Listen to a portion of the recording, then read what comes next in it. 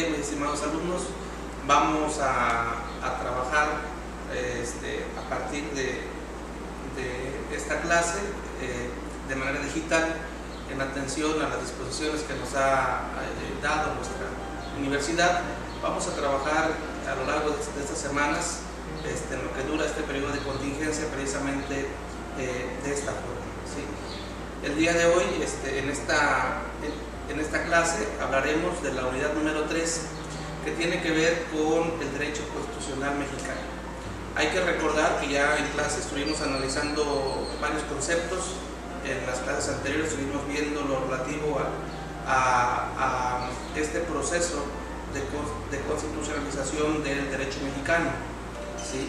Veíamos en las clases pasadas lo relativo a los sucesos históricos, a cómo es que ha venido evolucionando nuestro derecho constitucional para llegar hasta lo que tenemos hoy en día dentro de nuestro derecho positivo, dentro de nuestro derecho vigente, ¿verdad? Esperando que se encuentren bien también, pedirles también que sigan las indicaciones de la Secretaría de Salud para efecto de que, pues bueno, de manera conjunta como sociedad logremos salir adelante, ¿verdad?, de esta contingencia que estamos viviendo hoy en día, ¿verdad? Bueno, decíamos entonces, abogados, que nos encontramos precisamente en la unidad número 3, que tiene que ver con el derecho constitucional mexicano. Ya veíamos en las clases anteriores, como lo hemos dicho, veíamos lo relativo al proceso de constitucionalización del derecho mexicano, ¿verdad? Veíamos que las reformas de junio del año 2011 son las que vienen a aterrizar en el sistema jurídico que nos rige hoy en día, ¿verdad? Hablábamos precisamente de la cuestión de la diferencia que hace ya nuestra Constitución claramente al establecer, al determinar lo que son los derechos humanos como tal, al estar establecidos ya propiamente dentro de nuestra norma suprema, dentro de nuestra Constitución, ya en un término totalmente definido como tal. Decíamos, ¿verdad?, que estas reformas que se dan en el año 2011 a nuestra Constitución, ¿verdad?, tienen su origen básicamente en el caso Radilla Pacheco, un caso que fue detonante, ¿verdad?, dentro de nuestro sistema jurídico y que vino a dar paso a estas reformas a través de las cuales se logra ya consolidar como tal dentro de nuestro ordenamiento jurídico el término de derechos humanos, ¿sí? Bueno, decíamos también, hablábamos en clases anteriores, que precisamente el derecho constitucional, abogados, pues es este conjunto de normas, ¿verdad? Es parte del derecho, el derecho constitucional es parte del derecho, no del derecho privado, ¿sí? Recordemos que de acuerdo a la clasificación doctrinal que tenemos del derecho, se clasifica el derecho público y derecho privado, ¿sí? De acuerdo a la clasificación moderna, por ahí entra también lo que es ahora el derecho social, y dentro del derecho social pues encontramos ramas como el derecho laboral, el derecho agrario, que tienen que ver con las clases desprotegidas. Pero hablando del derecho público, dentro del derecho público vamos a encontrar precisamente lo que es el derecho constitucional, ¿sí? Como madre precisamente de esos derechos públicos tenemos el derecho constitucional. Dentro del derecho constitucional vamos a encontrar estas normas que se encargan, pues vaya, del estudio o que tienen que ver con la forma del estudio de nuestras leyes fundamentales, ¿sí? Dentro de ese estudio de nuestras leyes fundamentales pues vamos a encontrar la Constitución básicamente como tal. Y dentro de la Constitución pues vamos a encontrarnos nosotros con que dentro de este cuerpo normativo se encuentra establecido, pues vaya, la forma de Estado y la forma de gobierno a través de la cual se constituye nuestro sistema jurídico. Hablando del derecho constitucional, vamos a hablar como primer subtema lo que tiene que ver con el poder constituyente, ¿sí? Con el poder constituyente. Hablar de poder constituyente nos referimos a dos tipos poderes constituyentes, tanto el poder constituyente originario y el poder constituyente permanente. ¿A qué se refiere esto? ¿O en relación a qué? ¿Sí? Se nos dice que el primero, que el poder constituyente originario, ¿verdad?, tiene que ver con este cuerpo colegiado que se forma, ¿verdad?, que se crea para efectos de dar paso a, o de armar, de estructurar, de redactar lo que es o lo que viene a ser la Constitución, ¿sí? Dice que es el órgano colegiado que surge con el objetivo de redactar, crear o elaborar la Constitución de un país determinado, ¿sí? En nuestro sistema jurídico mexicano, este poder constituyente originario, ¿sí?, es aquel cuerpo colegiado que se creó precisamente que se organizó para efecto de dar paso a nuestra Constitución que nos rige hoy en día, que es la Constitución del año de 1917. ¿Sí? Este poder constituyente originario, ¿sí?, es aquel poder que va a crear o que va a dar paso a la creación de la Constitución como tal, de redactar lo que va a ser la Constitución, ¿sí? En el caso de nuestro país, este poder constituyente originario, les decía yo, que se da por ahí del año de 1916, ¿sí? Precisamente seguramente han escuchado ustedes hablar del poder constituyente originario de Querétaro, ¿sí? Por ahí del año de 1916 se crea este poder constituyente originario, que es el que se va a encargar de darle forma, de darle estructura y de redactar lo que contiene nuestra Constitución del 17. ¿Sí? Dice que este poder constituyente originario es la potestad o atribución que tiene el pueblo de crear una norma fundamental de su ordenamiento, creando a su vez el Estado. ¿Sí? Es decir, en pocas palabras, este poder constituyente originario es aquella facultad que tiene el pueblo para designar a sus representantes, y estos representantes a su vez asienten en un cuerpo normativo, ¿verdad?, la forma en la que va a estructurarse o cómo se va a estructurar el Estado. ¿Sí? Recordar que nuestra Constitución, como comentábamos, nuestra Constitución contiene también básicamente o define la forma de Estado y la forma de gobierno. ¿Sí? Dentro de nuestra Constitución nosotros vamos a encontrar, abogados, la forma en cómo se va a constituir nuestro Estado. También lo relativo a la división de los poderes, es decir, este poder constituyente es el poder emanado del pueblo, reflejado en un grupo de personas que se van a encargar de redactar la Constitución. ¿Sí? Una vez que este cuerpo colegiado cumple con su objetivo, que es el de dar paso o el de crear esta Constitución, el de crear y de redactar este cuerpo normativo, este órgano colegiado va a desaparecer. ¿Sí? Solamente su objetivo es crear, elaborar, redactar. Y una vez cumplida esta tarea, una vez que se cumple con este objetivo, este poder originario, este poder constituyente originario va a desaparecer. ¿Sí? Va a desaparecer, ¿por qué? Porque ya a su vez este poder constituyente originario ya habrá creado, ¿sí?, los poderes bajo los cuales va a trabajar el Estado, bajo los cuales se va a regir el Estado. Inclusive yo en la diapositiva señalé precisamente una imagen de un billete, de estos billetes conmemorativos que salieron con motivo del bicentenario y del centenario de la Revolución. Un billete de 100 pesos en donde se encuentra precisamente la imagen de este poder constituyente originario de 1916, que hablábamos precisamente, que trabajó en la ciudad de Querétaro. Esta imagen que sale en la diapositiva, que seguramente muchos de ustedes han tenido en sus manos a través de estos billetes que ocupamos como moneda de cambio, en esta imagen se muestra, ¿verdad?, los miembros que formaban parte de este poder constituyente originario.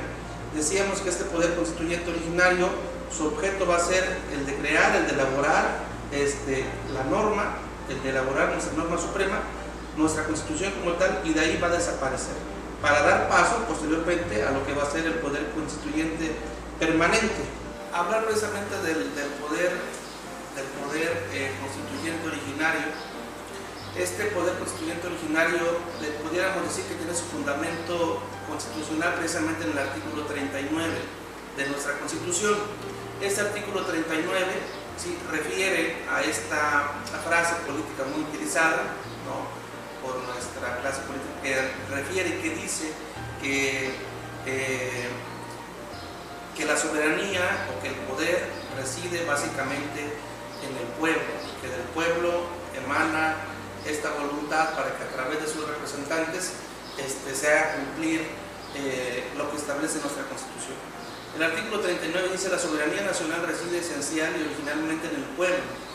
Todo poder público dimana del pueblo y se instituye para beneficio de éste.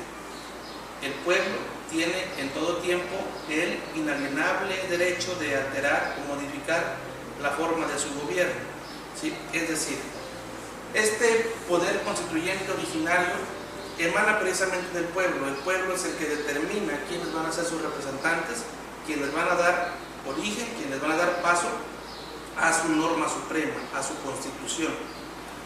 Decía yo que este cuerpo colegiado, este cuerpo que se va a encargar de dar paso de crear nuestra constitución, una vez que cumple su propósito, de que cumple su objetivo, desaparece, ¿sí? Recordar también, abogados, que nuestra constitución, como muchas constituciones de muchos países, tienen su origen precisamente en hechos, en actos de carácter de tipo revolucionario, como lo fue nuestra constitución de 1917. Ya comentábamos en clase, abogados, que nuestra constitución del 17 tiene que ver con este movimiento revolucionario que surge precisamente en la parte sur de nuestro país, que tiene que ver con la cuestión del reparto de la tierra, la liberación de la tierra como tal. El campesino, ávido de justicia, ávido también de tener o de gozar de ciertas prerrogativas por cuanto hace a la tenencia de la tierra, inicia esta lucha social que buscaba precisamente la liberación de la tierra, ¿sí? Esta tierra que se encontraba en poder de personas económicamente poderosas, ¿sí?, que tenían tierra en demasía y que no la trabajaban, y que la tierra era trabajada por terceros, y estos terceros estaban sujetos a la voluntad del patrón, del terrateniente, del hacendado, etc. Este latifundio que existía en nuestro país antes del 17, hablamos precisamente en la última parte de la época de Porfirio Díaz, ¿sí?, trae como consecuencia pues un hartazgo social, el cansancio del pueblo para efecto de tratar de demostrar a través del movimiento social su inconformidad por este hostigamiento social que se vivía. Y finalmente estos movimientos que surgen aquí en el sur traen precisamente como consecuencia o derivan precisamente en nuestra Constitución de 1917. Yo les comentaba a ustedes que si checamos la Constitución que precedió a la Constitución del 17, nos vamos a encontrar que el texto básicamente es el mismo, ¿sí? Las únicas artículos que en sí realmente tienen una modificación o sufren una gran modificación es precisamente el artículo 27 constitucional y el artículo 123 de nuestra Constitución. En esos dos artículos vamos a encontrar, por cuanto hace el 27, lo que tiene que ver precisamente con la propiedad, con la tenencia de la tierra, ¿sí? En el artículo 27 constitucional se inserta precisamente lo que fue básicamente el decreto del 6 de enero de 1915.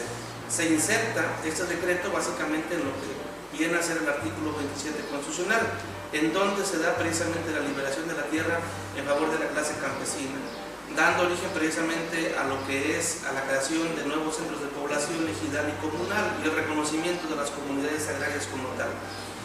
De esa forma, la Constitución busca precisamente satisfacer esas necesidades sociales, busca darle paz al país a través de esta nueva Constitución que contiene precisamente o que va a satisfacer esas necesidades sociales que eran, pues vaya, la bandera de estos movimientos sociales, de estos movimientos revolucionarios que dieron origen precisamente a nuestra Constitución de 1917. Otra más, el artículo 123 constitucional, que establece lo relativo a los derechos del trabajador, ¿verdad?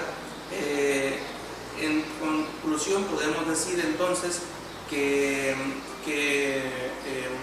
esta parte social, estos derechos sociales, son los que se van a incluir básicamente en nuestra Constitución del 17 y son los que vienen a dar origen, ¿verdad?, o vienen a ser el motivo principal que va a hacer, que va a impulsar esta Constitución del 17.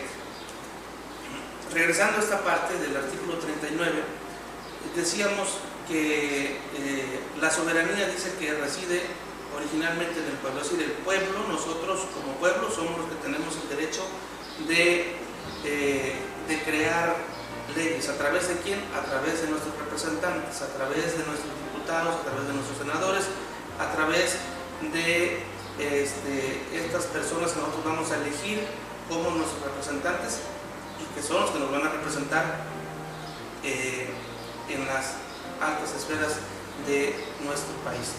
Bueno, por cuanto hace, decíamos que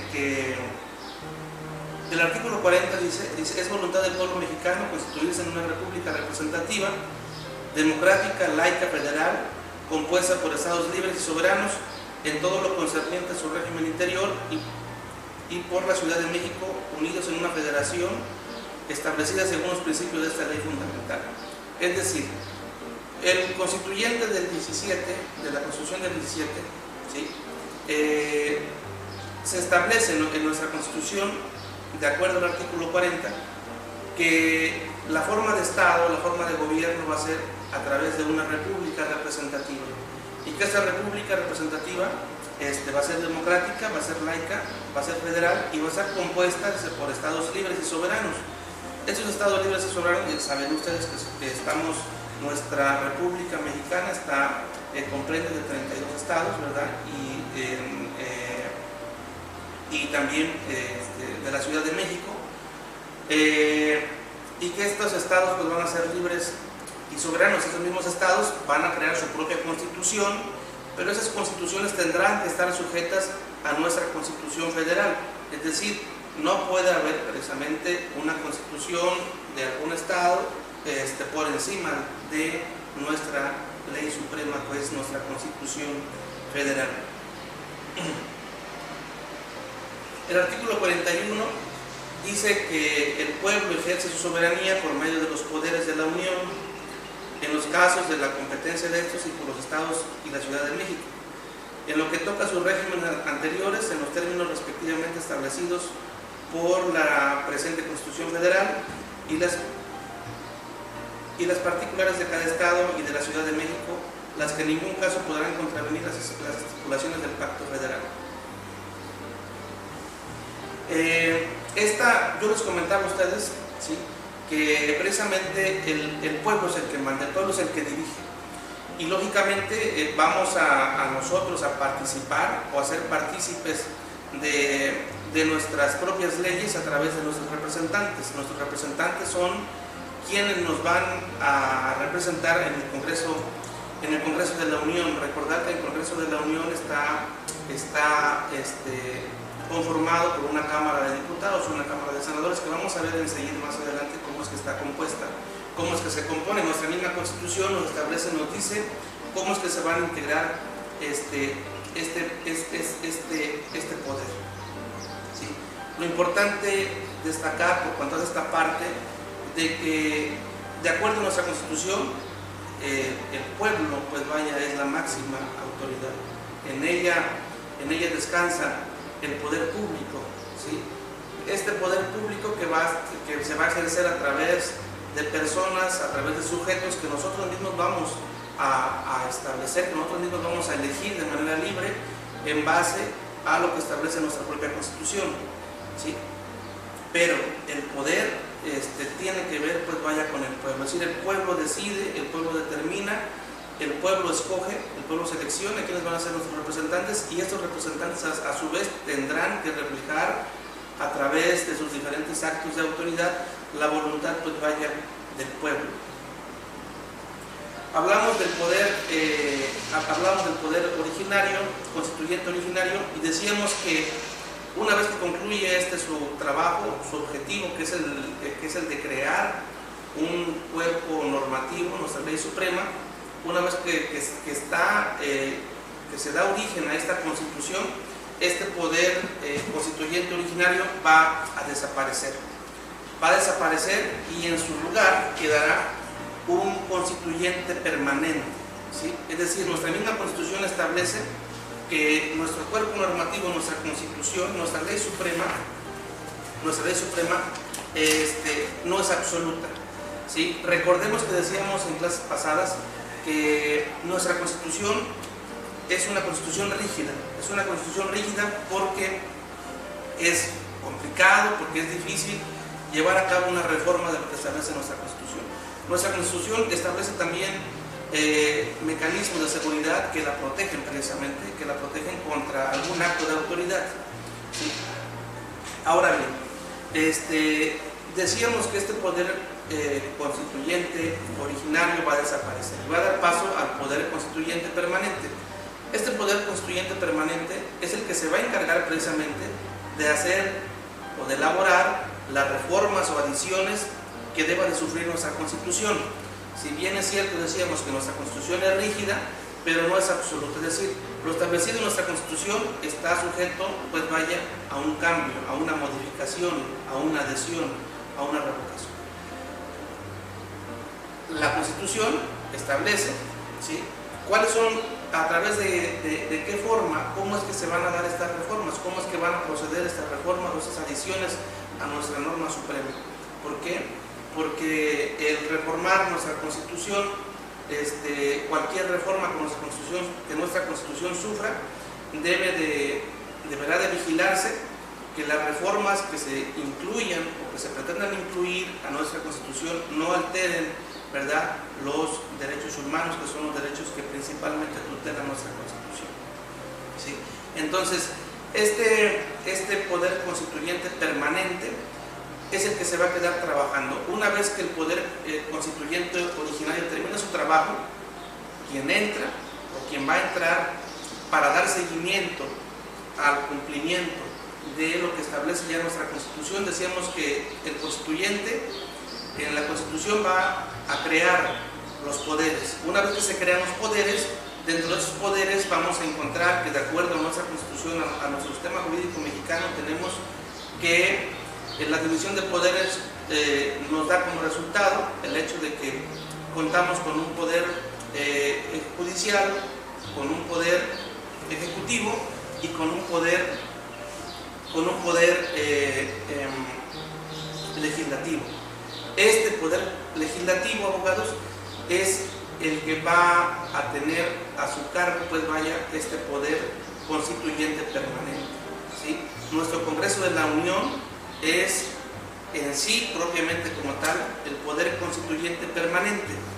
Nuestro Congreso de la Unión va a ser el órgano facultado, el órgano encargado, ¿sí?, de crear o de modificar nuestras leyes. Dentro de esas leyes, nuestra ley suprema, que es la Constitución, ¿sí?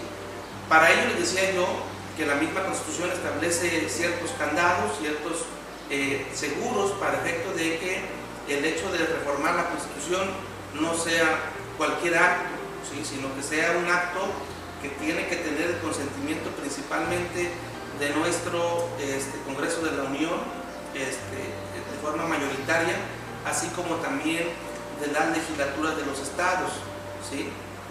El llevar a cabo una reforma o una adición a nuestra Constitución no es fácil, no es sencillo, porque nuestra misma Constitución establece mecanismos para su protección, es decir, previendo de que alguna persona, algún representante público no se le vaya a ocurrir reformar o adicionar a su libre albedrío sin que existan limitantes que lo puedan restringir por cuanto hace a su poder público.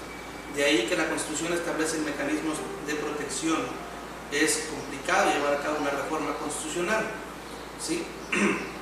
Dice El permanente, el poder constituyente permanente, es el órgano facultado para adicionar o reformar la Constitución. También se le denomina órgano revisor de la Constitución. Entonces, nuestro Congreso de la Unión, ¿verdad?, que está compuesto por nuestra Cámara de Diputados y por nuestra Cámara de Senadores. Hablamos que comúnmente a la Cámara de Diputados se le denomina Cámara Baja, a la Cámara de Senadores se le denomina Cámara Alta. Estas dos cámaras van a integrar nuestro Congreso de la Unión. Y es este Congreso de la Unión, es este poder legislativo el que se encarga, ¿verdad?, decía yo, de adicionar o de reformar nuestras leyes. Y es este poder que se va a encargar básicamente también de trabajar con las respectivas modificaciones o adiciones que deba de sufrir nuestra Constitución. ¿Sí? En nuestro país, decíamos entonces, dice, el cual se integra de los siguientes poderes constituidos: el Congreso de la Unión, el cual tendrá que aprobar estas reformas o adiciones por el voto de las 2/3 partes y la aprobación de la mayoría de la legislatura de los estados y de la Ciudad de México. Es decir, llevar a cabo una reforma, pues vaya, a nuestra Constitución no es un acto sencillo, no es un acto de fácil acceso, es un procedimiento riguroso que tiene que pasar por el visto bueno de nuestro Congreso de la Unión en sus 2/3 partes, tanto en su Cámara de Diputados como en la Cámara de Senadores, ¿sí? Y también una vez aprobada por el Congreso de la Unión, estas reformas, estas adiciones a nuestra Constitución tendrán que pasar a la aprobación de la legislatura de los estados. Es decir, cada estado podrá votar a su vez para efectos de que se valide esta reforma o esta adición constitucional.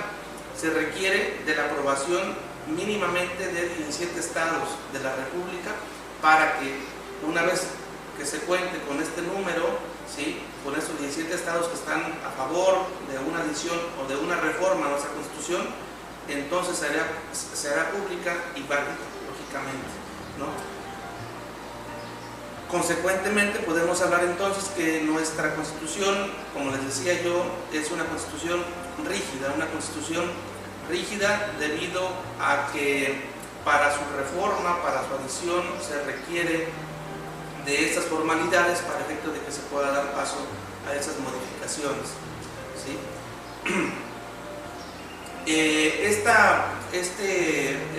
Este poder constituyente permanente, encontramos su fundamento, abogados, en el artículo 135 de la Constitución. El artículo 135 de nuestra Constitución nos establece, dice: la presente Constitución puede ser adicionada o reformada.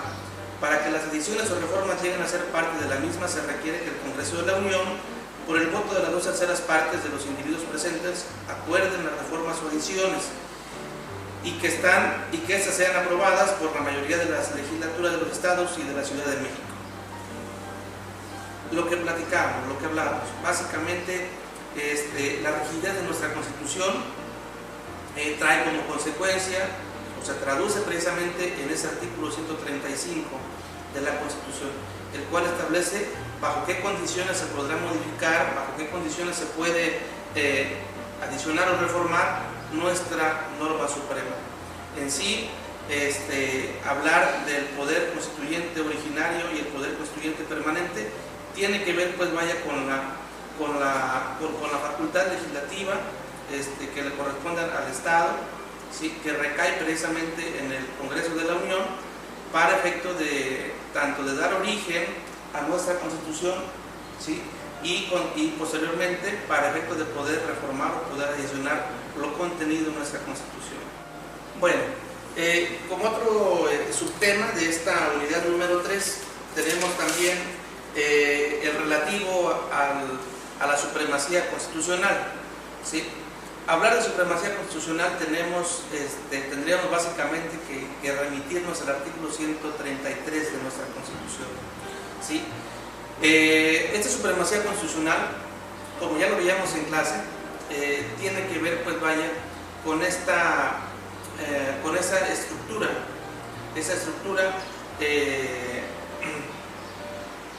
que la misma doctrina nos dice al respecto, de la cual se se nos señala por parte de los doctrinarios, ¿verdad?, que la Constitución, al ser nuestro ordenamiento supremo, en un orden de grado, ¿sí?, debe guardar supremacía sobre cualquier otra ley, sobre cualquier otro decreto que emane de nuestra Constitución. En nuestro sistema jurídico, abogados, tenemos que nuestra Constitución es el máximo, es el poder supremo, pues vaya a decir. Sí, nuestra Constitución es nuestro ordenamiento supremo, y como tal, decíamos en clase inclusive, por ahí habría debate al respecto, en donde comentábamos de que si los tratados internacionales también guardan esta misma jerarquía que nuestra Constitución. Decíamos inclusive que si los tratados internacionales están a la par de nuestra Constitución en un orden jerárquico, ¿sí?, o si deben estar por debajo o si están por encima de nuestra Constitución, ¿sí? Al respecto, cabe señalar, ¿verdad?, que de acuerdo al artículo 133 de nuestra Constitución, se entiende, abogados, que nuestra Constitución es o deberá ser nuestro ordenamiento supremo. No puede haber nada ni nadie por encima de nuestra Constitución, ¿sí? Nuestra Constitución es nuestra ley suprema. Luego, entonces, ¿sí?, todos los tratados internacionales, todas las leyes que emanen de nuestra Constitución, abogados, deben de estar por debajo de nuestra Constitución. No puede, los tratados internacionales de los cuales nuestro Estado forma parte, de los cuales el Estado mexicano forma parte, los tratados internacionales que son firmados por nuestros representantes, tienen carácter de obligatorio para aplicarse en nuestro país. Pero, lógicamente, al momento de firmarse ese tratado internacional, debe primeramente el representante del Estado de cerciorarse que este tratado no se encuentre o que no violente lo contenido en nuestra Constitución, ya que de lo contrario, ¿verdad?, de acuerdo a la jerarquía que establece el artículo 133, tendrá que subordinarse a lo establecido por nuestra Constitución. Cualquier tratado internacional que intente aplicarse en nuestro país y que sea contrario a la Constitución, debe, en un orden de grado, debe darse preferencia, o el juzgador dará preferencia a lo que establece al principio constitucional, ¿sí? ¿Por qué? Porque es precisamente nuestra Constitución nuestro ordenamiento supremo. Entonces, pudiéramos decir que nuestra Constitución es, pues vaya, como lo hemos platicado en clase, es el techo y el piso, ¿sí?, de nuestro sistema jurídico. Es decir, no puede haber nada por encima del techo de nuestra Constitución, ¿sí?, y todo debe estar en este espacio de legalidad que la Constitución permite, ¿sí? Todas las leyes que emanen de nuestra Constitución tendrán que sujetarse a lo que establece nuestra Constitución. Para ello, aquí en la gráfica señalábamos esta famosa pirámide de Kelsen, ¿sí?, jurista austriaco que vino a ilustrarnos con este esquema, con esta pirámide, en la que señala básicamente, pues vaya, que la Constitución de un país es el ordenamiento supremo, y después de ella pues vienen todas las demás leyes secundarias que emanan o que deben de emanar precisamente de la Constitución. Todas estas leyes secundarias tienen que estar acorde a lo dispuesto por la Constitución. No puede haber un cuerpo normativo que esté por encima de los principios constitucionales, abogados. Aquí el autor inclusive nos menciona, ¿verdad?, que la Constitución está a la misma altura, al mismo grado de jerarquía de los tratados internacionales. Pero ya hablábamos, abogados, de que si ponemos puntual atención en lo que señala el artículo 133 constitucional, vamos a encontrarnos, ¿verdad?, con que aún los tratados internacionales deben de estar sujetos a lo que establece nuestra Constitución. No puede existir no podemos estar nosotros supeditados a lo que establece un tratado internacional, sino antes observamos lo dispuesto por nuestra Constitución. Entonces, pensando en una jerarquía de leyes, primeramente tendrá las autoridades que se encarguen de impartir justicia, ¿sí? de ver que se cumpla con lo establecido por nuestra Constitución, ¿sí? Posteriormente podrá dar entrada también a los tratados o ver que un tratado internacional no contravenga lo dispuesto por nuestra Constitución, ¿sí? Entonces tenemos, de acuerdo a esta jerarquía jurídica, veíamos entonces que la Constitución está por encima de cualquier otro ordenamiento, ¿sí? Lógicamente las leyes generales, las leyes federales. En las leyes generales que son aquellas que emanan también precisamente de nuestra Constitución. Por cuanto a las leyes federales, tenemos, ustedes saben, nuestra Ley Federal del Trabajo, nuestra Ley Agraria también es una ley federal. Las constituciones locales también deben estar encuadradas a lo que establece nuestra Constitución, nuestras leyes locales, ¿no? Los decretos, reglamentos y la jurisprudencia. Yo incluiría, al final de esta gráfica, incluiría también los actos de autoridad. Todo acto de autoridad debe estar sujeta a lo que establece nuestra Constitución, ¿sí? A lo que establece nuestra Constitución como tal.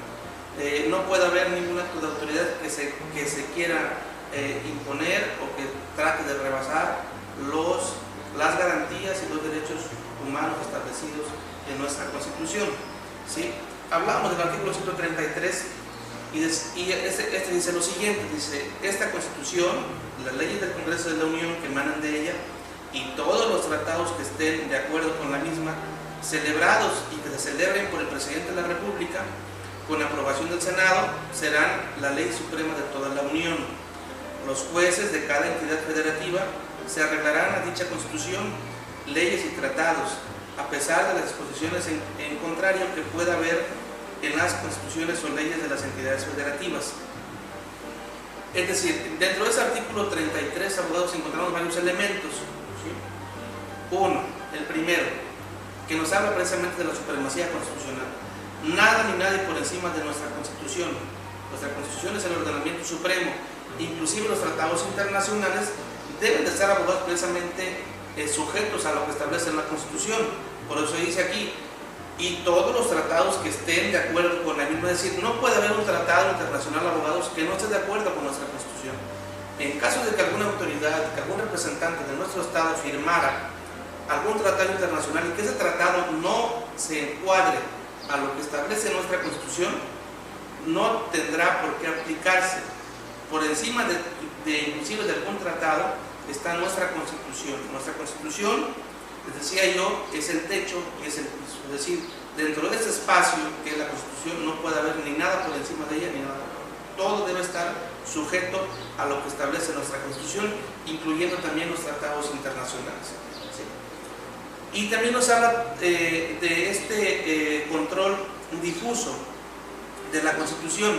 Aquí en el artículo 133 encontramos, pues vaya, este control difuso de la Constitución, que fue uno, vaya, de las reformas que sufre nuestra Constitución en el año 2011, en el mes de junio del año 2011, que tiene que ver con la inclusión en nuestra Constitución de los derechos humanos, pero también principalmente de la aplicación de este control difuso de nuestra Constitución. Recordar que anteriormente nuestra Constitución, antes de estas reformas de las cuales comentábamos, se abocaban mucho al control concentrado. Hablábamos en clase ya que el control concentrado de la Constitución tiene que ver con aquel órgano ex profeso, aquel órgano que crea la misma Constitución, que crea el mismo Estado, ¿sí? Para la protección de nuestra Constitución, para la protección de los derechos que establece nuestra Constitución. Este órgano ex profeso, ¿sí? Que se constituye, que el Estado crea, en nuestro país se ve reflejado, ¿verdad?, en lo que es nuestro Poder Judicial de la Federación. Este Poder Judicial de la Federación, dentro del cual vamos a encontrar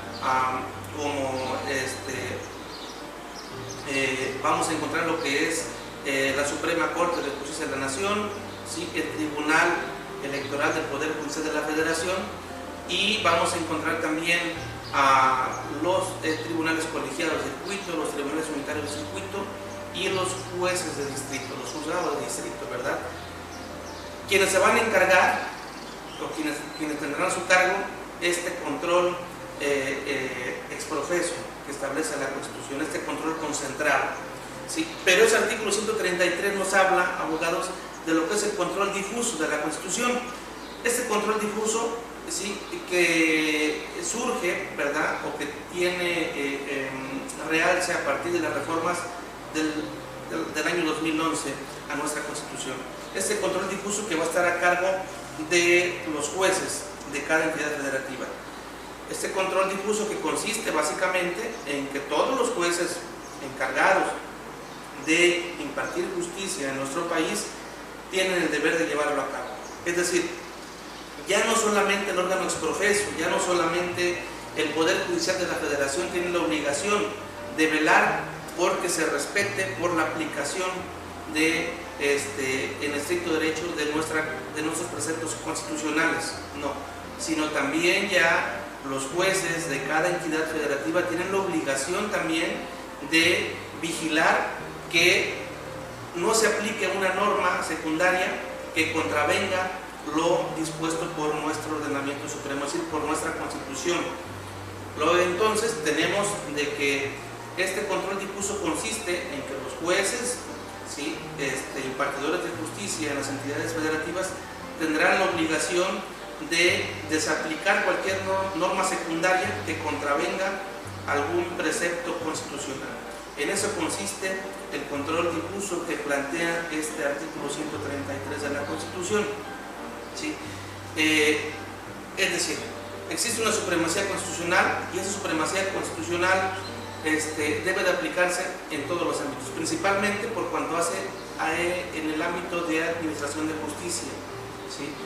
Porque es también importante que se respete la supremacía constitucional, ¿sí?, en todo lo que tenga que ver con los derechos de las personas en individual. Recordar que nuestra Constitución, nuestro orden jurídico, nuestro máximo ordenamiento legal tiene por objeto, ¿verdad?, el gobernado, ¿sí? Es decir, todo lo estructurado, todo lo diseñado en nuestra Constitución tiene por objeto la persona de forma individual.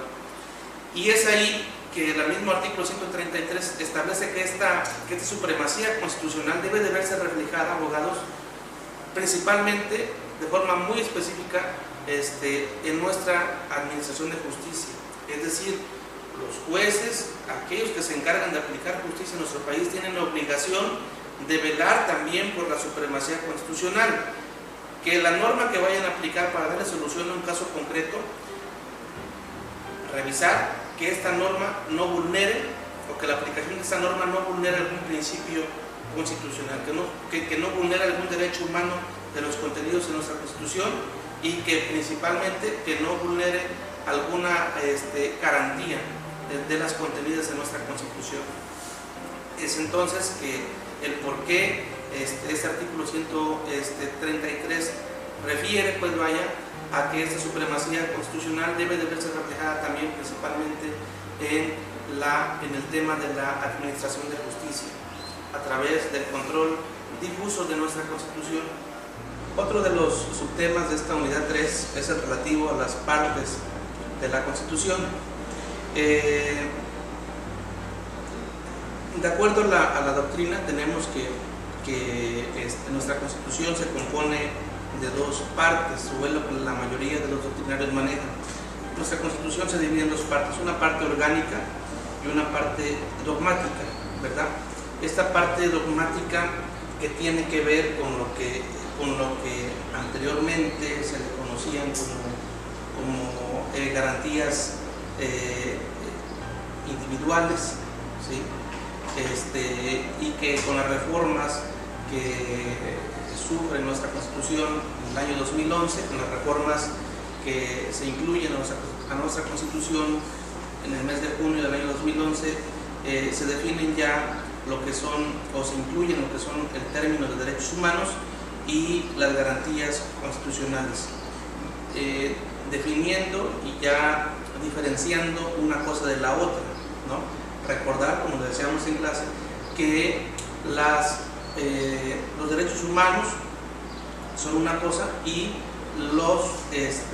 las garantías constitucionales son otras. Es decir, estas, en el caso de las garantías constitucionales, son aquellas prerrogativas que nos van a permitir a nosotros como gobernados el poder asegurar el cumplimiento de nuestros derechos humanos, ¿sí?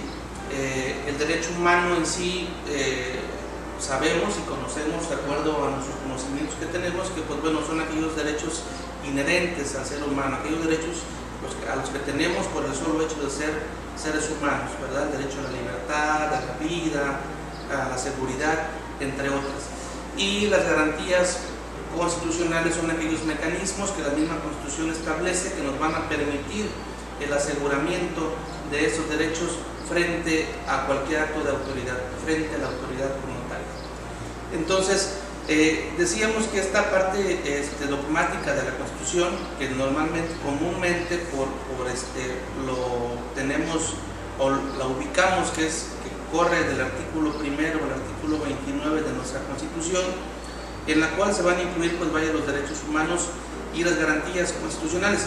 Sin embargo, abogados, quiero que les quede claro que esto es una simple,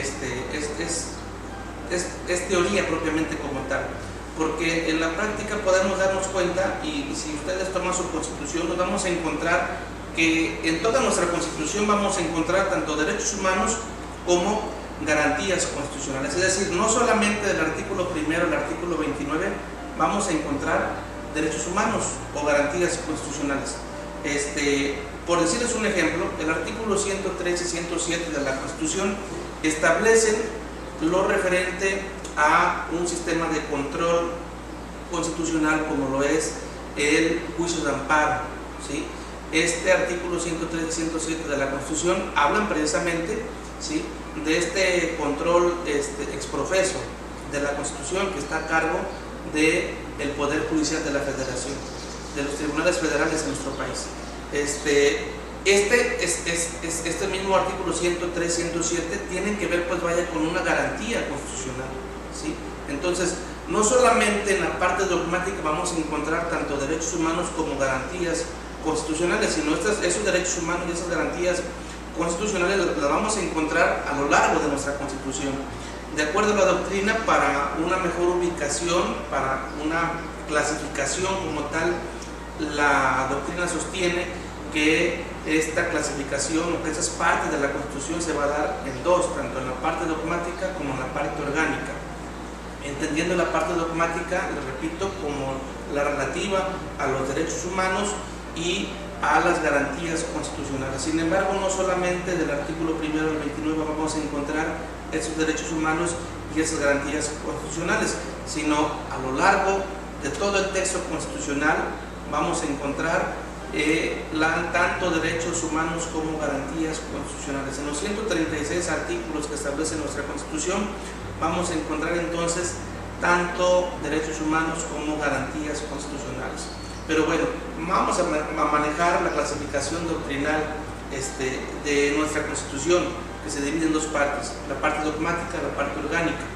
En la parte orgánica vamos a encontrar la forma en cómo se va a constituir nuestro Estado, es decir, como país, cómo nos vamos a constituir, ¿sí? Hablábamos ya hablábamos precisamente del poder constituyente originario, que decíamos que fue aquel que dio paso o que creó nuestro cuerpo normativo que nos rige hoy en día, que es la Constitución del 17, ¿sí? Y hablábamos del poder constituyente permanente, que es aquel que ya una vez constituido el Estado, que una vez ya creado los poderes, ¿sí?, es el que se va a encargar de darle seguimiento, de llevar a cabo las reformas o decisiones que nuestra Constitución vaya a sufrir. En esta parte orgánica de nuestra Constitución, nuestros constituyentes establecieron la forma en la que se va a estructurar el Estado, ¿sí? Es decir, creó los poderes, creando como tales lo que es el poder judicial, poder ejecutivo y el poder legislativo, ¿sí? y a su vez también en nuestra Constitución, en esta parte orgánica también encontramos lo relativo a las funciones y a las delimitaciones de poder de cada poder del Estado, es decir, cuáles van a ser las funciones que le van a corresponder al Poder Legislativo, cuáles van a ser las funciones que le va a corresponder al Poder Judicial, cuáles son las funciones que le van a corresponder al Ejecutivo. Básicamente, como tal, pudiéramos resumirlas de una forma muy general en las siguientes: el poder legislativo, el encargado de crear normas, de crear nuestras leyes que nos van a regir; el poder judicial, el encargado de la impartición de justicia en nuestro país, ¿verdad?, encabezado principalmente por nuestro Poder Judicial de la Federación, que, como decíamos, se estructura o se compone, ¿verdad?, de tanto por la Suprema Corte de Justicia de la Nación, que son los altos tribunales, como como lo es también el Tribunal Electoral del Poder Judicial de la Federación, que se encuentra a la par, tratándose de una jerarquía, se encuentra a la par de la Suprema Corte, ¿sí? Lógicamente, ya comentábamos en clase también de que el Tribunal Electoral del Poder Judicial de la Federación se va a encargar solamente de conocer cuestiones de tipo electoral estrictamente, mientras que la Suprema Corte va a tener o va a dominar mayor número de materias, como lo es civil, como lo es laboral, como lo es penal y administrativa, mientras que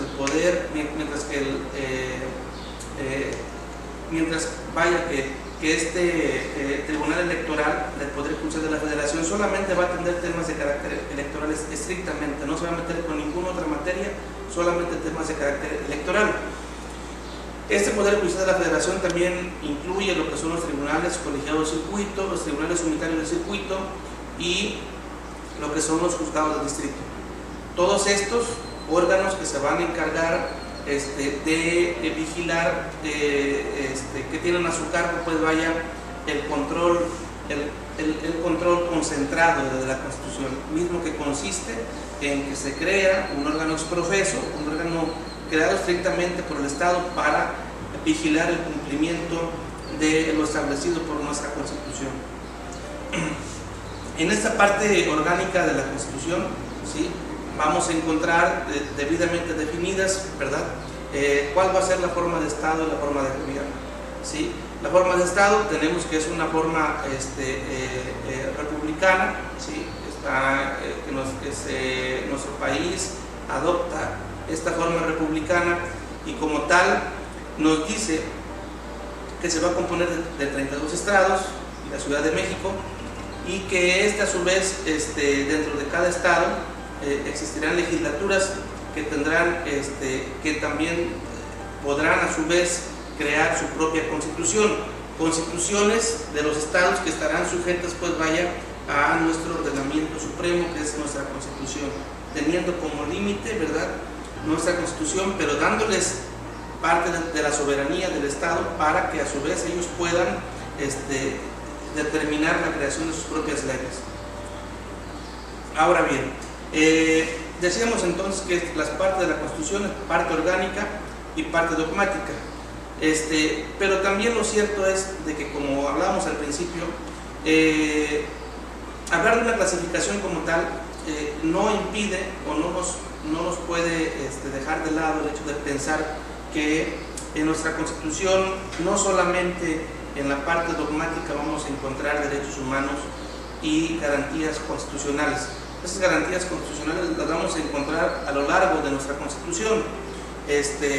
Por eso poníamos de ejemplo el artículo 103 y 107 de la Constitución, que nos hablan también, ¿verdad?, que nos hablan de estas garantías constitucionales.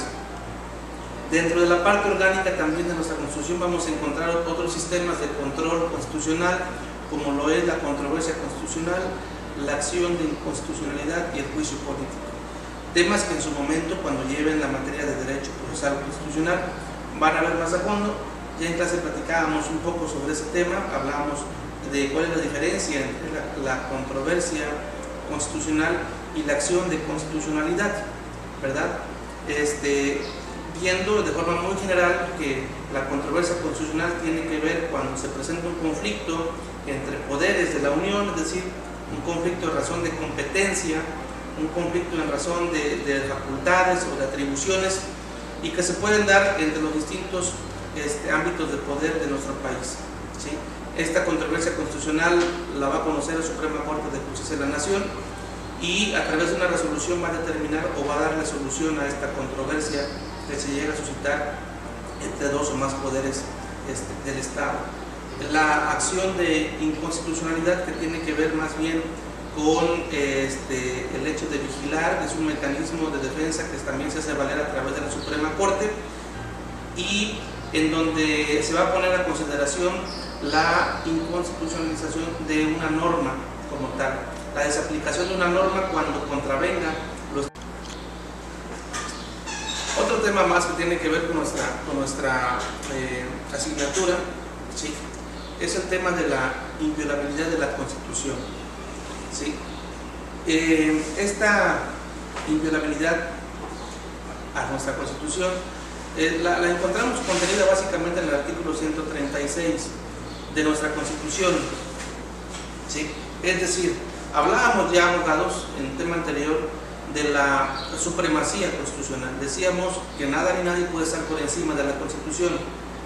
Para ello, inclusive, nuestra Constitución establece mecanismos de defensa de lo que establece nuestra propia Constitución, ¿sí? Mecanismos o sistemas de control constitucional, mismos que ya mencionábamos, como lo es la acción de inconstitucionalidad, la controversia constitucional, el juicio de amparo, entre otros mecanismos más. Pero esta inviolabilidad de la Constitución, abogados, tiene que ver con el aseguramiento, con el hecho de que no se interrumpan los derechos y las garantías constitucionales contenidas en nuestra Constitución. Es decir, el Estado debe la misma Constitución, ¿sí?, establece precisamente que no se puede violar lo que establece nuestra Constitución, establece sus propios mecanismos de defensa constitucional, ¿sí? Hablamos del artículo 136. El artículo 136 expresamente dice lo siguiente: dice, esta Constitución no perderá su fuerza y vigor, aun cuando por alguna rebelión se interrumpa su observancia. En caso de que por cualquier trastorno público se establezca un gobierno contrario a los principios que ella sanciona, tan luego como el pueblo recobre su libertad, se restablecerá su observancia, y con arreglo a ella y a las leyes que en su virtud se hubieran expedido, serán juzgados, así los que hubieran figurado en el gobierno emanado de la rebelión, como los que hubieran cooperado en esto. Es decir, nuestra misma Constitución establece sus propios mecanismos de defensa. Básicamente, lo que nos refleja ese artículo 136 es que bajo ninguna circunstancia, bajo ninguna condición, pueden trastocarse los derechos establecidos en nuestra Constitución. Nos habla aquí en caso de alguna rebelión que puede llegar a ser alguna forma, algún acontecimiento a través del cual nuestros representantes estimen pertinente suspender temporalmente las garantías establecidas y los derechos establecidos en nuestra Constitución.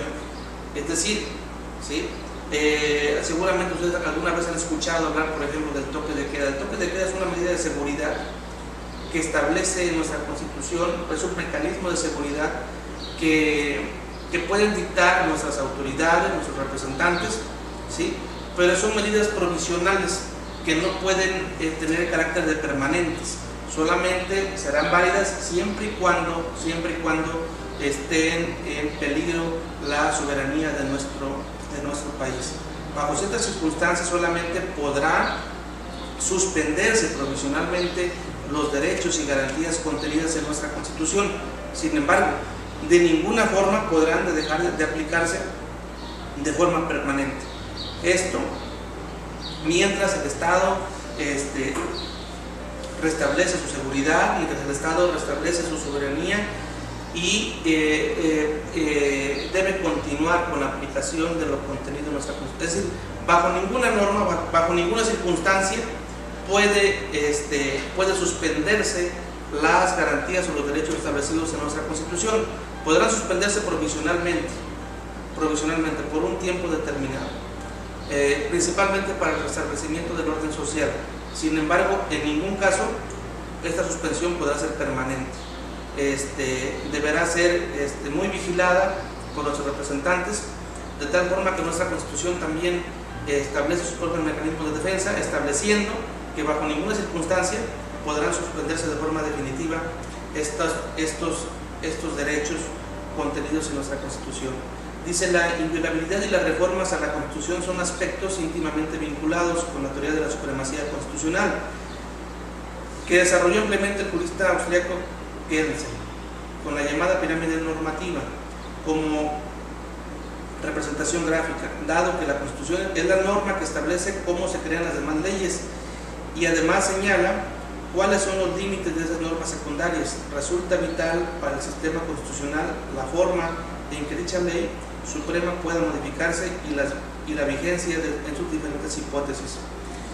Es decir, toda norma que emane de nuestra Constitución, todas las normas secundarias de nuestro país, en razón de este principio de supremacía constitucional, deberán de estar contenidas precisamente dentro de lo que establece nuestra Constitución. Ninguna norma podrá estar por encima de lo que establece nuestra Constitución. Para ello, inclusive comentábamos ya que existen mecanismos de defensa de la Constitución, como lo es la acción de inconstitucionalidad, que precisamente tendrá por objeto, ¿verdad?, que algunas de nuestras autoridades, de nuestros representantes, puedan denunciar ante la Suprema Corte de Justicia de la Nación, ¿sí?, que se ha dado paso o se ha creado alguna ley, ¿sí?, que contravenga lo dispuesto por la Constitución, ¿sí? Es decir, el resultado de este estudio que haga la Suprema Corte tendrá que tener por objeto si en efecto esta norma, este decreto, está violento. Otro subtema que también tiene que ver con esta unidad número 3 es el relativo a la relación entre la Constitución federal y las constituciones de los estados, ¿sí? Vamos a encontrarlos a partir del artículo 115, 116, 117 constitucionales. Esta relación que establece nuestra propia Constitución entre lo establecido en nuestra ley suprema y a su vez las constituciones de los estados. Decíamos que al momento de constituirse el estado como tal, ¿sí?, al crearse, al establecerse, ¿sí?, al constituirse a través de en un modo republicano federal, tenemos de que también dentro de nuestra Constitución se le delega esta parte de su soberanía a los estados, para que estos a su vez puedan crear su propia constitución. Sin embargo, dentro de las mismas limitantes que establece la Constitución, establece que ninguna constitución de ningún estado puede estar por encima de lo que establece la Constitución, básicamente estableciendo que el tope es, pues vaya, nuestra misma Constitución, y que todas las leyes que a su vez se creen en los estados de la República deberán estar sujetas a nuestra Constitución federal, ¿sí? Al respecto decía yo que lo señala el artículo 115, dice: los estados adoptarán para su régimen interior la forma de gobierno republicano, representativo, democrático, laico y popular, teniendo como base de su división territorial y de su organización política y administrativa el municipio libre. Es decir, ese artículo 115 establece, pues vaya, obligan, ¿sí?, a los estados de la República, obligan a adoptar la misma forma de estado y de gobierno que establece la Constitución a nivel federal, ¿sí? Es decir, los estados, ningún estado podrá separarse de estos lineamientos que establece el artículo 115, ¿sí? Al mismo tiempo que también es importante ese artículo 115 porque en él se establece, pues vaya, se instituye lo que es el municipio, ¿sí?, lo que es el municipio libre, facultándole a su vez dentro de ese artículo 115. Yo en esta presentación solamente sustraje una parte la parte principal del artículo 115, pero ustedes en el artículo 115 constitucional podrán encontrar, ¿verdad?, cuáles son las funciones, cuáles son las facultades que va a tener este municipio, cómo es que se va a constituir este municipio, cómo va a estar representado y cuáles son las facultades que a su vez la misma Constitución le delega a los municipios para que puedan estructurarse y administrarse, ¿sí? El artículo 116 de la Constitución se establece: el poder público de los estados se dividirá para su ejercicio en ejecutivo, legislativo y judicial, y no podrán reunirse dos o más de esos poderes en una sola persona o corporación, ni depositarse al legislativo en un solo individuo. Es decir, esta forma que establece el artículo 116 es la misma forma que la Constitución establece para la federación. Es decir, a nivel federal tenemos que los poderes también se dividen en ejecutivo, legislativo y judicial. La misma forma que aplica a nivel federal la impone a su vez también para los estados, estableciendo que en cada estado los poderes que forman parte del estado deberán clasificarse en tres, al igual que en la federación: poder ejecutivo, poder legislativo, poder judicial. Bajo las mismas circunstancias, entendiendo que el poder judicial es el encargado de impartir justicia, que el poder legislativo es el encargado o facultado para la creación o modificación de las normas, de las leyes, y que el poder ejecutivo va a ser el encargado de administrar, ¿sí?, los bienes del Estado, básicamente como tal. Entonces, la misma forma que establece a nivel general nuestra Constitución, también a su vez impone también la obligación a los estados para que los estados adopten la misma forma de Estado y la misma forma de gobierno. También al mismo tiempo limita, restringe a que esos poderes no podrán estar contenidos en una sola persona. Es decir, no podrá recaer el poder ejecutivo y el poder legislativo en una sola persona, ni tampoco el poder judicial y el poder ejecutivo en una sola persona, así como también obliga al poder legislativo también no puede estar instituido en una sola persona. Cada estado de la República determinará cuántos y cuáles son los los diputados que a su vez van a integrar sus respectivos congresos, ¿verdad? Esto, le repito, cada estado en base a las facultades que la misma Constitución les confiere. Pero de entrada, esta relación entre la federación y los estados es una relación que la misma Constitución establece, delimitando y estableciendo perfectamente que en la misma forma que se establece en la República a nivel federal se aplica también en nivel estatal. Por eso todos los estados de la República en nuestro país tienen la misma forma de Estado y la misma forma de gobierno. Cuentan con sus respectivos tres poderes constituidos a través del poder legislativo, poder ejecutivo, poder judicial, ¿sí? De esa forma es como se establece esta relación. El artículo 120, de la Constitución establece también, los titulares de los poderes ejecutivos de las entidades federativas están obligados a publicar y hacer cumplir las leyes federales, ¿sí? Es decir, aun y cuando se les delega, se les faculta esta parte de la soberanía nacional a los estados para que esos a su vez establezcan sus propias leyes, sus propias normas, vemos que las limitantes son bastantes, de tal forma que ningún estado puede salirse, ¿sí?, de la forma de gobierno, de la forma de estado que se define para la federación. Tienen que abocarse a esa forma, a esa estructura también. No puede salirse de ahí. Los mismos artículos que estamos analizando los van restringiendo a los estados para que se encuadren dentro de lo que establece la Constitución para el caso de la federación. El artículo 121 de la Constitución establece, dice: en cada entidad federativa se dará entera fe y crédito de los actos públicos, registros y procedimientos judiciales de todas las otras. El Congreso de la Unión, por medio de leyes generales, prescribirá la manera de probar dichos actos o registros y procedimientos. Es decir, ese artículo 121 tiene que ver con esa facultad de registro. Si ustedes acuden, por ejemplo, ante algún notario de algún otro estado de la República, los actos que se suscriban, de los cuales dé fe algún notario que no corresponda al estado al que ustedes pertenezcan, serán válidos, tendrán vigencia. El artículo 121 lo establece como tal, ¿sí?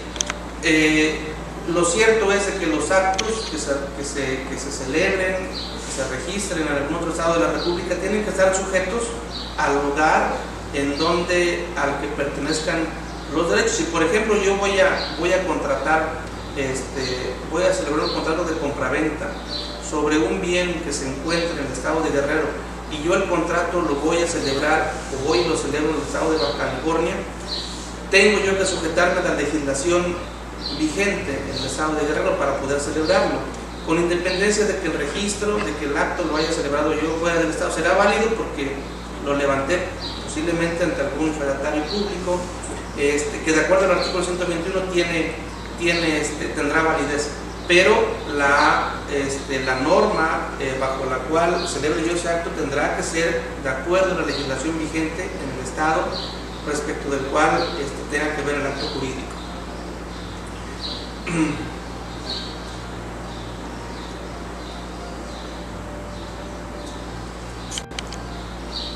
Bueno, otro subtema de esta unidad número 3 es el relativo a la relación entre el Estado y la Iglesia.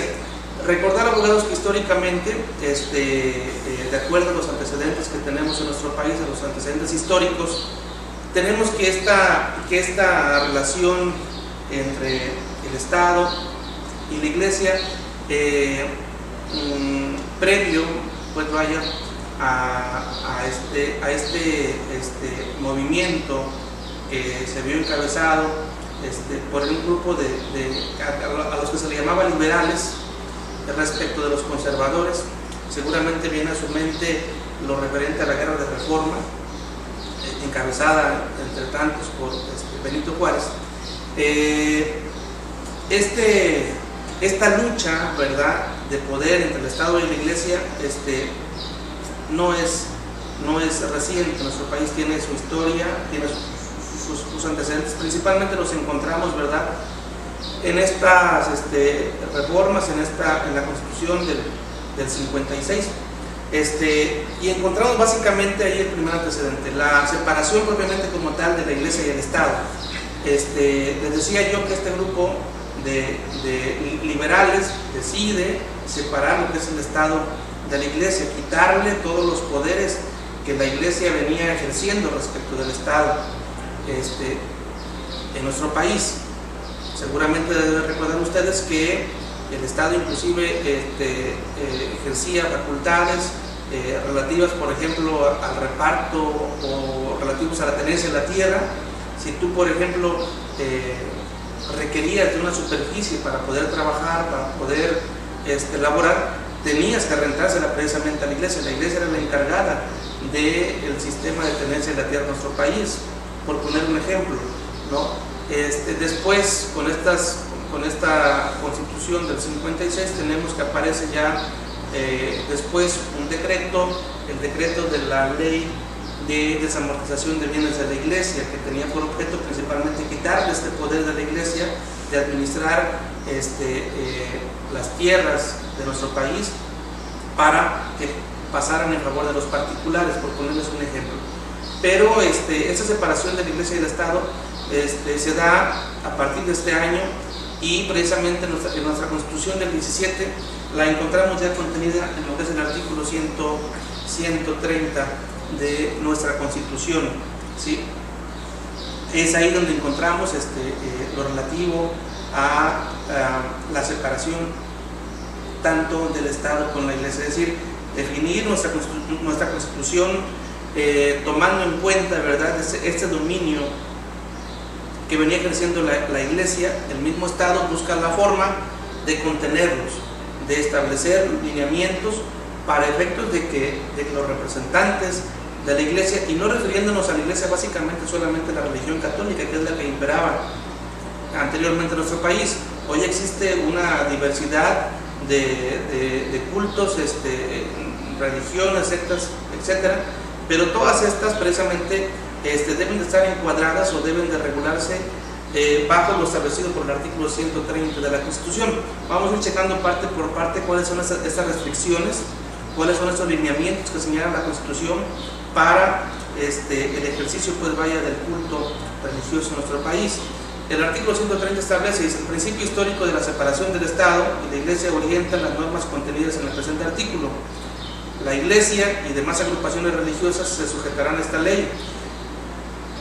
Separa. El artículo 130 es claro, ¿no? Recordar que esta Constitución tiene sus orígenes en el 1917. Para ese año, recordar que la Iglesia católica era la que imperaba en la mayor parte del país, como hoy en día todavía lo sigue siendo, ya lógicamente bajo otros números, pero para el 17 hablar de la Iglesia católica era hablar básicamente de un poder absoluto, o sea, de una religión única en nuestro país como tal. No existía tanta diversidad como lo es hoy en día, por eso el constituyente del 17 diferencia la Iglesia y demás agrupaciones religiosas, refiriéndose a las demás religiones que tuvieran lugar dentro de nuestro país, ¿no? Corresponde exclusivamente al Congreso de la Unión legislar en materia de culto público y de iglesias y agrupaciones religiosas. La ley reglamentaria respectiva, que será de orden público, desarrollará y completará las disposiciones siguientes. Y estas son las limitantes, son lo que la ley, lo que la Constitución establece relativo a estas religiones. La Iglesia y las agrupaciones religiosas tendrán personalidad jurídica como asociaciones religiosas, una vez que tengan su correspondiente registro. La ley regulará dichas asociaciones y determinará las condiciones y requisitos para el registro constitutivo de las mismas. Es decir, para yo poder crear una religión, una agrupación religiosa, tiene que estar debidamente constituida. Es decir, Juanito, el de mi vecino de la cuadra, que de repente se le dio la idea de querer crear su propia religión, su propia secta, su propia organización religiosa, tendrá el deber precisamente de registrar esta agrupación ante el Estado. Es una obligación, no es pues vaya una ocurrencia, es decir, se me ocurre que yo voy a hacer mi religión y yo voy a... No, porque el Estado establece sus propios lineamientos. Las autoridades no intervendrán en la vida interna de las asociaciones religiosas, es decir, el Estado no va a influir dentro de las asociaciones religiosas, pero sí las va a dirigir, sí les va a decir hasta dónde llegan, hasta dónde pueden llegar sus funciones, sus competencias. Los mexicanos podrán ejercer el ministerio de cualquier culto. Los mexicanos, así como los extranjeros, deberán para ello satisfacer los requisitos que señale la ley. Encontramos aquí en este inciso C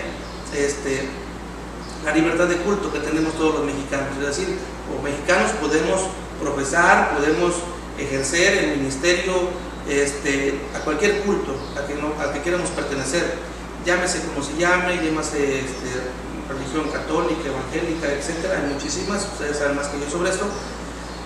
En esta fracción encontramos este derecho tutelado por parte de nuestra Constitución. Podemos dedicarnos, podemos pertenecer a la asociación religiosa que nosotros quieramos, a la que sea de nuestro mayor agrado, bajo el principio que el Estado pues es laico, ¿no? El inciso D dice: en términos de la ley reglamentaria, los ministros de cultos no podrán desempeñar cargos públicos. Como ciudadanos tendrán derecho a votar, pero no a ser votados. Quienes hubieran dejado de ser ministros de cultos con anticipación y en la forma que establezca la ley podrán ser votados. Es decir, recordar, por ejemplo, antecedentes históricos de nuestro país, que precisamente en las luchas de independencia en nuestro país, este movimiento insurgente, que tenía por objeto pues vaya la independencia de nuestro país, la mayor parte del proceso fue encabezado precisamente por personajes que tienen que ver con la vida religiosa, ¿no? Recordamos a Hidalgo, recordamos a Morelos, entre otros, pero para nuestra Constitución del 17 no, dice aquellas personas que ejerzan, que se encarguen de dirigir algún culto religioso no podrán ejercer cargos públicos, ¿sí? Bajo el entendimiento, pues vaya, de que pudieran hacer mal uso, pudieran a través de sus principios religiosos, a través de las pláticas, de la vida interna que llevan dentro de su culto, pudieran llegar a tener influencia para mover grandes masas y poder anteponerse a otros personajes. Continuamos entonces con el subtema de la relación entre el Estado y la Iglesia. Continuamos con la lectura y el análisis del artículo 130 de la Constitución. Nos quedamos en la parte relativa al inciso E, en el que establece que los ministros no podrán asociarse con fines políticos ni realizar proselitismo en favor o en contra de candidato, partido o asociación política alguna. Tampoco podrán, en reunión pública, en actos de culto o de propaganda religiosa, ni en publicaciones de carácter religioso, oponerse a las leyes del país o a sus instituciones, ni agraviar de cualquier forma los símbolos patrios. Este inciso establece serias restricciones para los ministros de cualquier culto religioso, limitaciones que tienen que ver básicamente con las cuestiones de carácter político en el país. Cada vez es más frecuente que normalmente cuando acudimos a nuestro culto religioso nos encontramos que en las pláticas, en los sermones, en los temas que tocan estos ministros, normalmente empezamos a encontrar temas de carácter social, algunos ya rayando inclusive sobre los temas de carácter político. Deben de ser muy cuidadosos los ministros de cualquier culto religioso en respetar lo que establece la Constitución en este apartado, en este inciso E. Pues precisamente la restricción que establece la Constitución tiene que ver con el hecho de que los ministros del culto religioso no influyan en la vida política y pública de nuestro país. El hecho, pienso yo, que de establecer esta restricción es precisamente para tratar de guardar distancia entre los antecedentes históricos de nuestro país, tratar de mantener al margen a la Iglesia y de evitar, en la medida de lo posible, en lo que más se pueda, de que no tengan ninguna influencia sobre la vida política pública de nuestro país, ¿sí? Separando como tal, ustedes son Iglesia y ustedes abóquense a lo que ustedes, a lo que tiene que ser, a la cuestión religiosa, pero por cuanto hace a la vida pública política de nuestro país, no pueden introducirse, no pueden ser parte de ella, porque el hecho de serlo pudiera traer como consecuencia o pudiera marcar una tendencia en favor de cierta figura pública o de cierto partido político. Por eso que la Constitución establece estas limitantes para los ministros de culto, para el efecto de que no puedan llegar a tener influencia o que no puedan llegar a tener o a intrometerse, por ejemplo, en alguna elección, en la elección de algún representante público, ¿verdad? Por ahí es que la Constitución establezca estas restricciones. Dice: queda estrictamente prohibida la formación de toda clase de agrupaciones políticas cuyo título tenga la palabra o indicación cualquiera que la relacione con alguna confesión religiosa. No podrán celebrarse en los templos reuniones de carácter político. Es decir, en la publicidad, en las imágenes que manejen estas agrupaciones religiosas, no podrán incluir o no podrán hacer mención a no podrán hacer mención a figuras de tipo religioso. Por ejemplo, en el logotipo de algún partido político no podrá incluirse alguna imagen que corresponda a algún culto religioso. Queda prohibido de antemano. Por eso no sé si recuerdan ustedes que inclusive nuestro actual presidente de la República en algún momento se le llegó a cuestionar porque dentro de su propaganda, dentro de las imágenes que utilizaba él cuando estuvo en campaña, llegó a utilizar inclusive un estandarte como el que manejaba Miguel Hidalgo, un estandarte de la Virgen de Guadalupe. La ley claramente señala en este artículo de la Constitución, en este artículo 130, la restricción por cuanto hace a que los partidos políticos no pueden hacer uso de imágenes o de figuras que se asocien a algún culto religioso, porque pudieran influir en tendencia en su favor y así obtener adeptos para su beneficio. De ahí que la Constitución, el constituyente, pensando precisamente en que la elección de cualquier personaje público, de cualquier representante público, sea puro y pleno, no puede estar influenciado, pues vaya, por la Iglesia Católica o por cualquier otra religión, separando básicamente, tratando de que el Estado sea 100% laico. La simple promesa de decir verdad y de cumplir las obligaciones que se contraen sujeta al que la hace, en caso de que faltare a ella, a las penas que con tal motivo establece la ley. Es decir, están obligados estos representantes del culto religioso a siempre conducirse con verdad ante sus adeptos. Los ministros de cultos, sus ascendientes, descendientes, hermanos y cónyuges, así como las asociaciones religiosas a que ellos pertenezcan, serán incapaces de heredar por testamento de las personas a quienes los propios ministros hayan dirigido o auxiliado espiritualmente y no tengan parentesco dentro del cuarto grado. Es decir, aquí hablamos básicamente de un tema que tiene que ver con los derechos civiles. También tienen prohibidos estos ministros de culto, pero ya no nada más ellos, sino también sus descendientes, sus hermanos, sus cónyuges, es decir, aquellos parientes consanguíneos, ¿sí? Inclusive la ley lo señala hasta dentro del cuarto grado, tienen prohibido, o la ley y la Constitución no les permite ser constituidos a través del testamento por parte de alguno de los miembros que formen parte de la religión a la que pertenezcan. ¿Por qué? Porque precisamente la misma Constitución prevé que pudiera ser o pudiera darse el caso que alguna persona prevea o reciba alguna ventaja precisamente de su cargo religioso. Es decir, pudiera ser que el sacerdote de la Iglesia Católica pudiera llegar a influir en la decisión de alguno de sus feligreses para que sea instituido a través del testamento.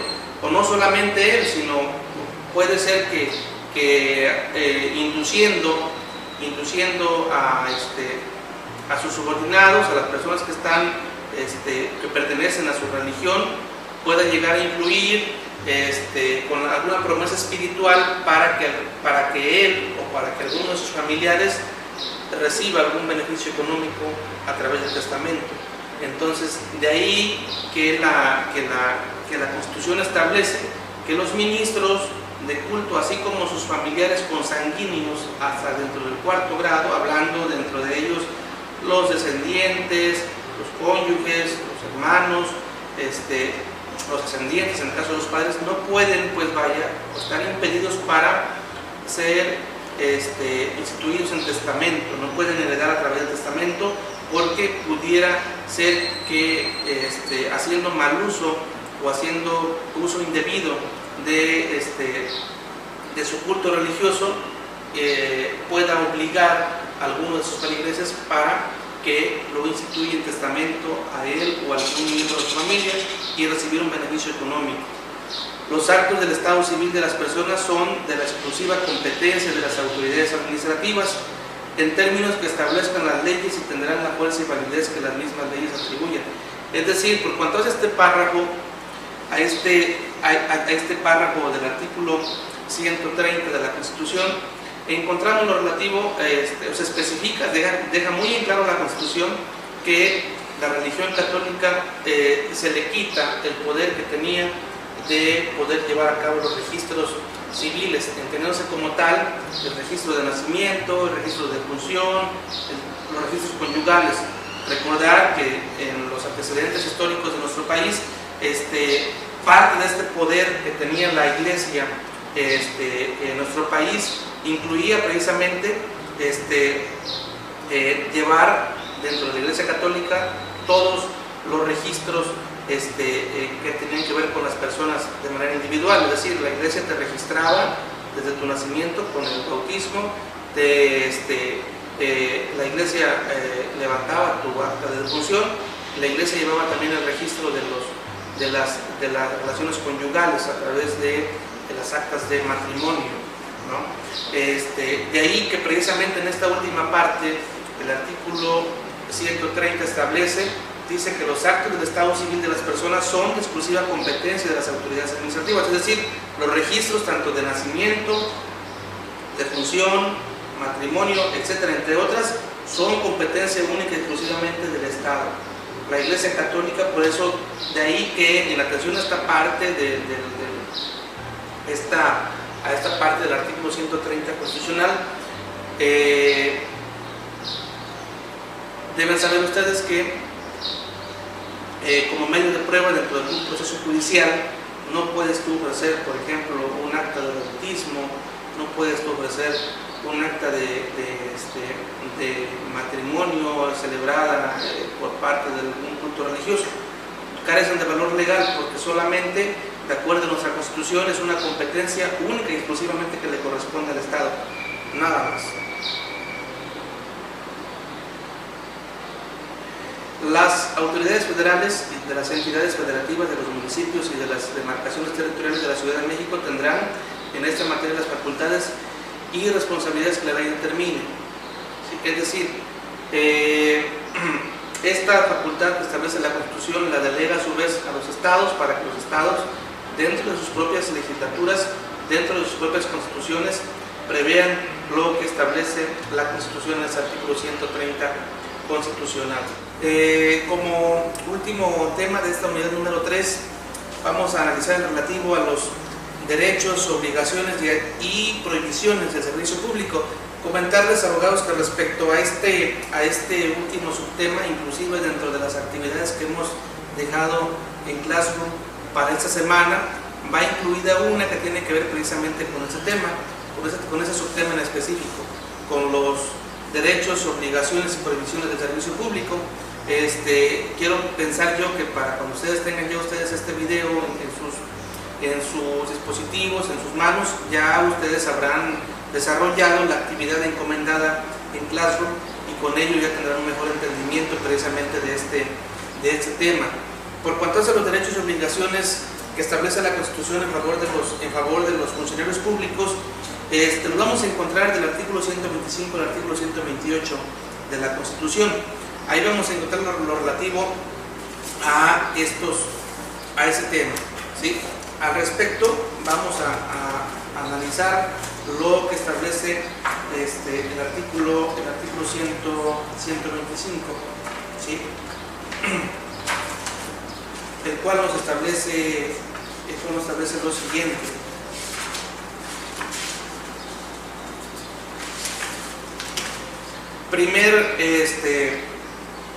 Primera prohibición que establece el artículo 125 dice que ningún individuo podrá desempeñar a la vez dos cargos federales de elección popular, ni uno de la federación y otro de una entidad federativa, que sean también de elección, pero el nombrado podrá elegirse entre ambos y el que quiera desempeñar. Es decir, la Constitución establece en este primer artículo 125 la prohibición que tiene toda persona para poder desempeñar los cargos públicos a la vez de elección popular. Tendrá que en su caso, en su momento, tendrá que elegir entre uno y otro, no puede desempeñar dos funciones a la vez, no puede desempeñar dos cargos públicos a la vez, porque esto vendría, pues vaya, en detrimento del gobernado, ¿sí? El tener una persona que ocupa dos cargos públicos sería, pues vaya, como el restringir, pues vaya, propiamente como tal su desempeño, ya que tendría dos obligaciones con las cuales posiblemente no pueda llegar a cumplir. Por lo tanto, la Constitución establece esta primera prohibición que tiene toda persona de no poder desempeñar dos cargos públicos a la vez. El artículo 126 establece también lo relativo, dice, no podrá hacerse pago alguno que no esté comprendido en el presupuesto o determinado por la ley posterior. Se refiere básicamente al derecho que tienen el funcionario público, ¿sí? O el servicio público de recibir un salario, que también lo vamos a encontrar un poco más adelante, ¿sí? Lo encontramos en el artículo 127, dice: los servidores públicos de la Federación, de las entidades federativas, de los municipios y de las demarcaciones territoriales de la Ciudad de México, en sus entidades y dependencias, así como en sus administraciones paraestatales y paramunicipales, fideicomisos públicos, recibirán una remuneración adecuada e irrenunciable por el desempeño de su función. Es decir, dentro de los derechos abogados que tienen estos funcionarios públicos o aquellas personas que presten los servicios para la función pública del Estado, tienen el derecho de recibir una remuneración económica, y esa remuneración es irrenunciable. Es decir, tú no puedes trabajar, no puedes renunciar a tu salario, tienes el derecho de recibirlo como tal, y está garantizado en este artículo 27 de la Constitución. En este mismo artículo 27 vamos a encontrar inclusive ahí parte de lo que parte de un tema muy controvertido que ha sido en este sexenio de nuestro presidente actual, en el que al principio de su administración él señalaba de que ningún funcionario público podía ganar más que el mismo presidente de la República, basándose precisamente en lo que establece este mismo artículo 127 constitucional, ya que en su fracción segunda dice: ningún servidor público podrá recibir remuneración en términos de la fracción anterior por el desempeño de su función, empleo, cargo, comisión mayor a la establecida para el presidente de la República en el presupuesto correspondiente.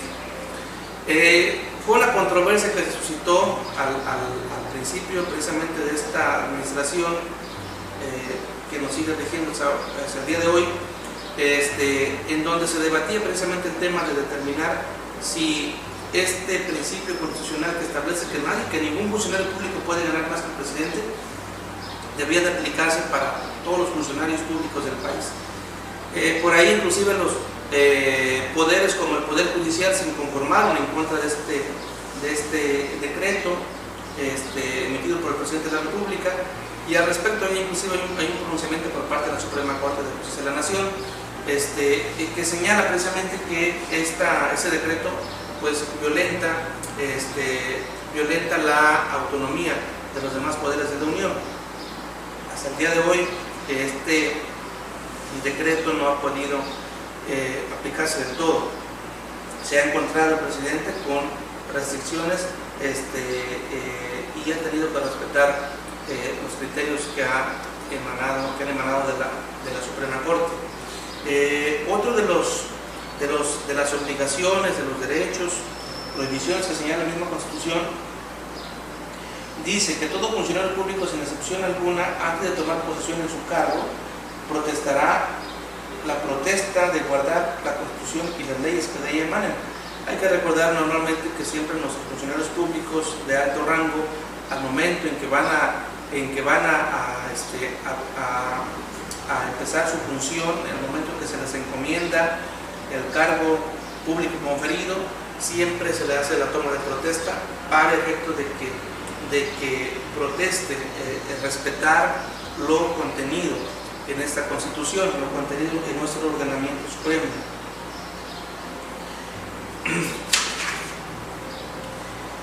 Bueno, básicamente hasta este momento pues hemos agotado lo relativo a la unidad número 3. Yo los invito a que de las actividades encomendadas precisamente para esta unidad, que ya se encuentran en clase, que tienen que presentarlas a más tardar el día 4 de abril, tienen que estar subiendo ustedes las actividades que ya se encuentran publicadas en nuestra clase digital. Hay que retroalimentarlas precisamente para el mayor entendimiento de los temas contenidos en esta unidad. Dentro de las actividades encomendadas se encuentra la relativa precisamente a este tema, a los derechos y obligaciones y prohibiciones del servicio público. Hay otra actividad que tiene que ver con la supremacía constitucional, que también es parte de los subtemas de esta unidad, y también lo relativo también al constituyente. Por ahí se encomendó una actividad relativa pues vaya a ese subtema, al tema del poder constituyente que hemos analizado al principio de esta clase. De momento sería todo de mi parte. Yo los invito para estar pendientes de las actividades que vamos a seguir subiendo en Classroom para la siguiente unidad, y nos vemos enseguida. Que tengan una excelente semana. Saludos a todos.